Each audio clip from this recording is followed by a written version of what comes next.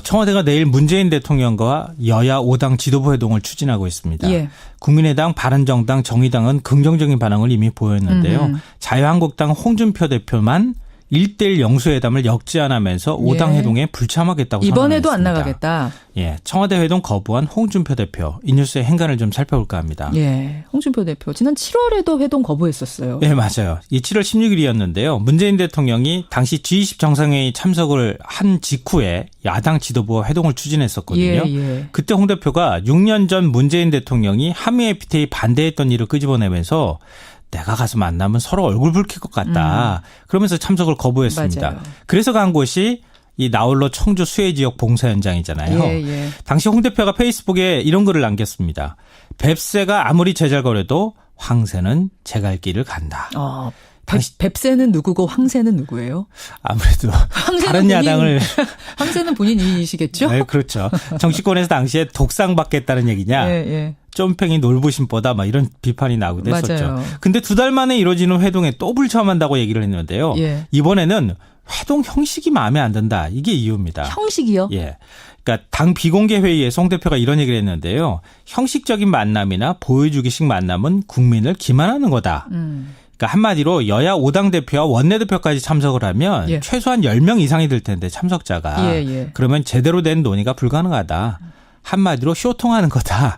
이제 이런 건데요. 그러니까 이 다자회동이 아니라 1대1 영수회담을 해야 한다. 이렇게 역제안을 한 게 바로 이런 이유 때문입니다. 청와대는 최대한 참석을 하도록 설득하겠지만 정 안 되면 홍 대표는 빼고 회동할 수밖에 없다. 이런 입장인 것 같습니다. 7월에 이어서 또다시 청와대 회동을 거부한 홍준표 대표. 이 뉴스의 행간에는 뭐가 숨어 있습니까? 첫 번째 인간은 서로 원하는 그림이 다르다입니다. 문재인 대통령하고 홍준표 대표가 네. 원하는 게? 네, 문재인 대통령과 여당 지도부가 만난다. 가장 중요한 게 뭘까요? 가장 중요한 국민들 보기에는 뭔가 지금 뭐 북핵 해법이라든지 이런 거를 머리 맞대고 찾아내는 거죠? 그게 이미지로 만들어지면은 사진이나 영상이라는 겁니다.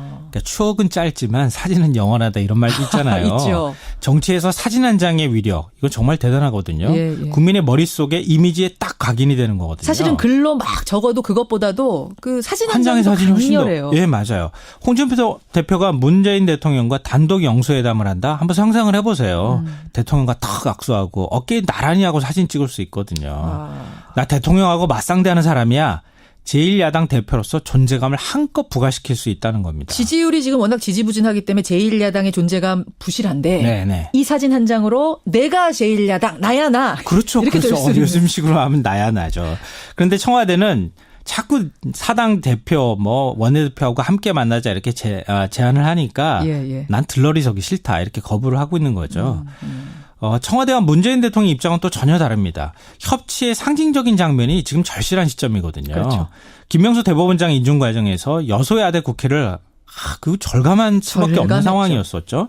더구나 북미 간의 국지전이 벌어질 수 있는 안보 불안 상황 아니겠습니까? 대통령이 야당 지도부와 머리 맞대고 초당적으로 협력하는 모습. 이걸 좀 보여주고 싶은 겁니다. 청와대 욕심은 그거고. 그러니까 서로 원하는 그림이 다르니까 단독 영수회담이 성사되지 못하고 있는 거죠. 그런 거네요. 두 번째 인간은요? 두 번째 인간은 추석이 코앞이다입니다. 추석이 코앞인 거하고 홍준표 대표가 회동 거부한 게 무슨 상관입니까? 지금 정치권의 관심은 기승전 추석이에요.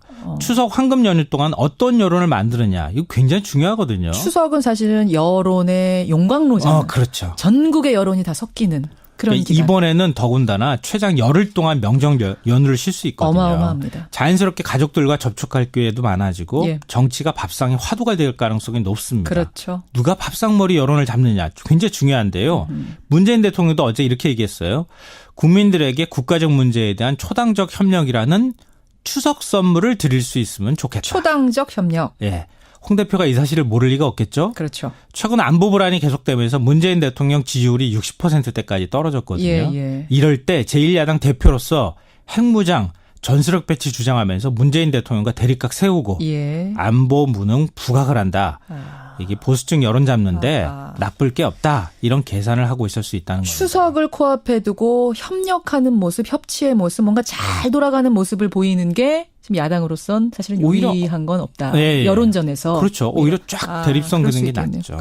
마지막 행간은요? 마지막 세 번째 행간은 한국당도 패싱 당할 수 있다입니다. 요새 패싱이란 단어가 유행이에요. 요즘 안보 불안 상황에서 우리 이제 한반도 문제에서 한국 빼고 가는 걸 패싱이라고 코리아 하는데요. 패싱 이러는데. 한국당도 패싱 당할 수 있는데요. 네. 지금 국회 상황 보세요.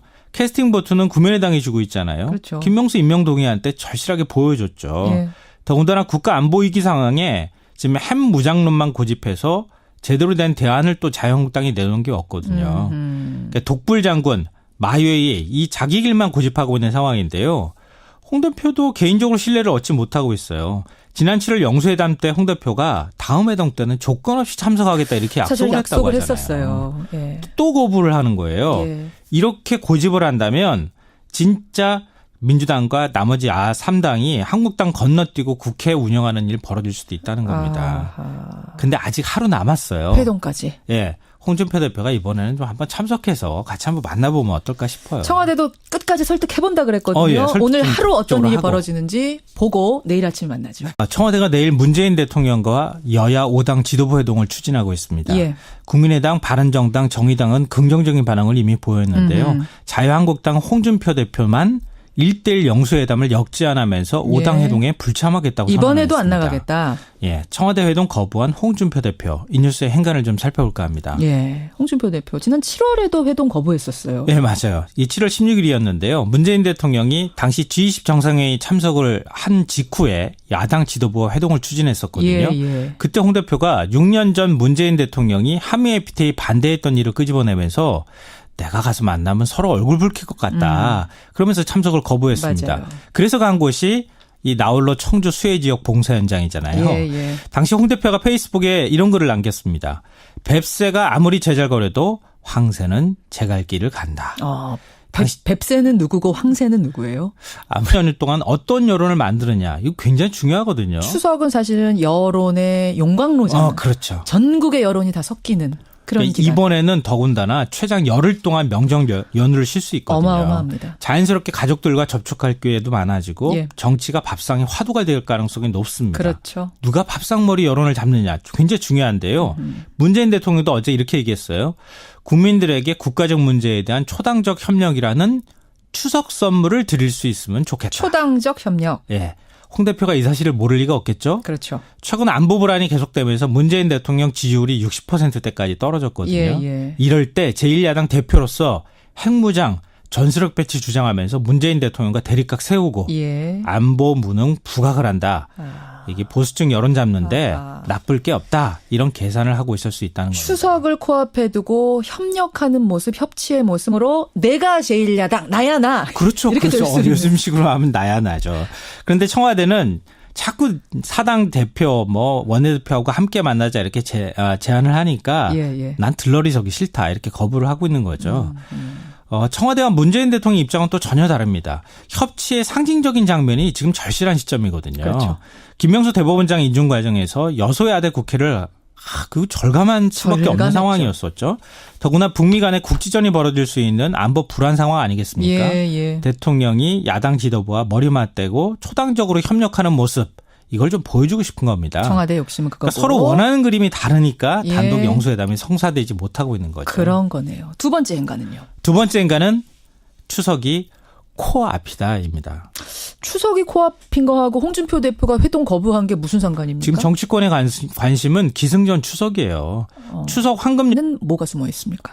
첫 번째 행간은 서로 원하는 그림이 다르다입니다. 문재인 대통령하고 홍준표 대표가 네. 원하는 게? 네, 문재인 대통령과 여당 지도부가 만난다. 가장 중요한 게 뭘까요? 가장 중요한 국민들 보기에는 뭔가 지금 북핵 해법이라든지 이런 거를 머리 맞대고 찾아내는 거죠? 그게 이미지로 만들어지면은 사진이나 영상이라는 겁니다. 그러니까 추억은 짧지만 사진은 영원하다 이런 말도 있잖아요. 있죠. 정치에서 사진 한 장의 위력 이거 정말 대단하거든요. 예. 국민의 머릿속에 이미지에 딱 각인이 되는 거거든요. 사실은 글로 막 적어도 그것보다도 그 사진 한 장의 사진이 훨씬 더. 강렬해요. 예, 맞아요. 홍준표 대표가 문재인 대통령과 단독 영수회담을 한다? 한번 상상을 해보세요. 대통령과 탁 악수하고 어깨에 나란히 하고 사진 찍을 수 있거든요. 나 대통령하고 맞상대하는 사람이야. 제1야당 대표로서 존재감을 한껏 부각시킬 수 있다는 겁니다. 지지율이 지금 워낙 지지부진하기 때문에 제1야당의 존재감 부실한데 네네. 이 사진 한 장 다른 야당을 황새는 본인이시겠죠? 네, 그렇죠. 정치권에서 당시에 독상 받겠다는 얘기냐? 예. 점팽이 놀부심보다 막 이런 비판이 나오기도 했었죠. 맞아요. 근데 2달 만에 이루어지는 회동에 또 불참한다고 얘기를 했는데요. 예. 이번에는 회동 형식이 마음에 안 든다. 이게 이유입니다. 형식이요? 예.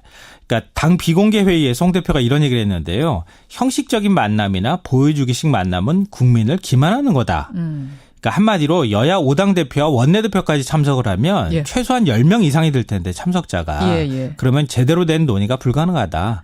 한마디로 쇼통하는 거다. 이제 이런 건데요. 그러니까 이 다자회동이 아니라 1대1 영수회담을 해야 한다. 이렇게 역제안을 한 게 바로 이런 이유 때문입니다. 뭐 청와대는 최대한 참석을 하도록 설득하겠지만 정 안 되면 홍 대표는 빼고 회동할 수밖에 없다. 이런 입장인 것 같습니다. 7월에 이어서 또다시 청와대 회동을 거부한 홍준표 대표. 이 뉴스에 행간에